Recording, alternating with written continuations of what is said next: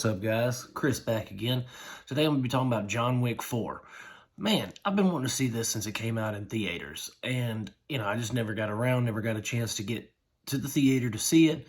And so when it was released on Blu-ray 4K, I went ahead and bought it, added it to the collection because I have all the other John Wick movies. And this one was fantastic. I mean, absolutely phenomenal.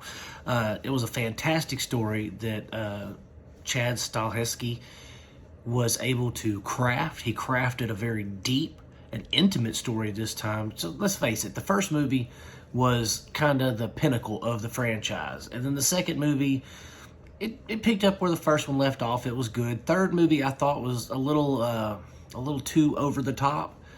But this fourth entry has really just blown me away. The way that the director was able to craft this story and tell this story in a conclusive way. Everything, he took his time, he made the film, he made the story deep, or deeper than the first three. He made the story very deep, and it was conclusive for the character. If this was the last John Wick movie, I'm happy with that because it was really good. One of the things that really stuck out in this movie to me was the chemistry between Keanu Reeves and Donnie Yen. Their characters have a really good story arc together.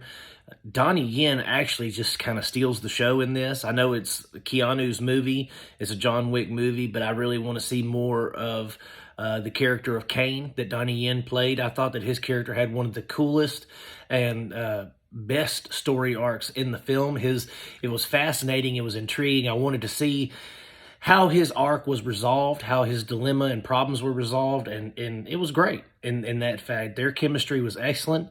There's also a new character that's introduced called Tracker, and this guy, the way that I took it was he's kind of new on the scene. He's trying to make a name for himself by taking out Wick when the High Table puts the bounty out on him. And he's really but he plays by his own rules. He's really just kind of a lone wolf, and he plays by his own rules. He doesn't just do what the table says for him to do. He plays the game, and he plays it well. But those characters were excellent. I also loved the cameo or the role that Clancy the Kurgan Brown has in the film. I thought that his role as the Harbinger was excellent. He's the one who brings the bad news to those who are about to be judged by the table. And even though he wasn't in the film a ton, the scenes that he was in made those scenes feel more prominent and have more meat to them. He really carried himself well, and it's funny to think that someone who can be so menacing and kind of scary does the voice of Mr. Krabs. The cinematography was excellent too. The cinematographer has had a great eye for scene composition. There were some scenes that looked like they were straight out of a comic book or a painting or something like that. They were really just absolutely beautiful to watch. And then they were, these beautiful scenes are accented by awesome electronic music and violence. And it was just fantastic. I loved the stylized feel of the John Wick universe. It feels like it could be real, but it also feels like it's very, very much comic booky or cartoony, but in a mature way, more like an Adult Swim kind of cartoon.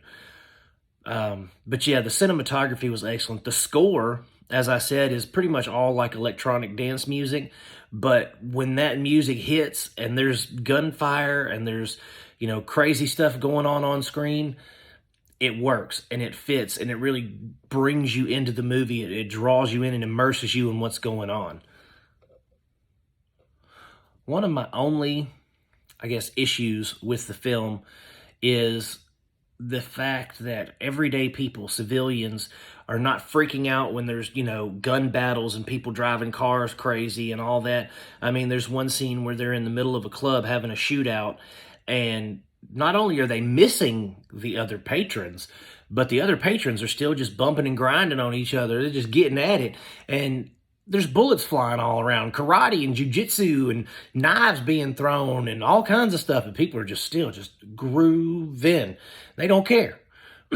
That's really my only problem with the film is that people don't react like regular people should react. But other than that, this is my favorite John Wick behind the original. The first one is always going to be the best because when I saw that one, I knew nothing about John Wick. I just went into a movie with Keanu Reeves in it and boom, blew my mind, melted my face, if you know what I mean. And I was hooked.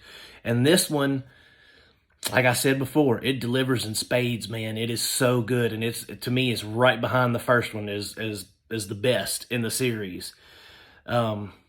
But yeah, guys, that's what I think about it. I hope you guys, when you check it out, you enjoy it as much as I did because it's great. And if you want to get connected, more Cinema Dolce 56 content, we have a Facebook group, Cinema Dolce. Go click the little magnifying glass and look us up and join in on some discussions and check out some reviews and write some stuff yourself. As always, I encourage creativity. But you guys enjoy. If you keep watching them, I'll keep making them. God bless. Peace out.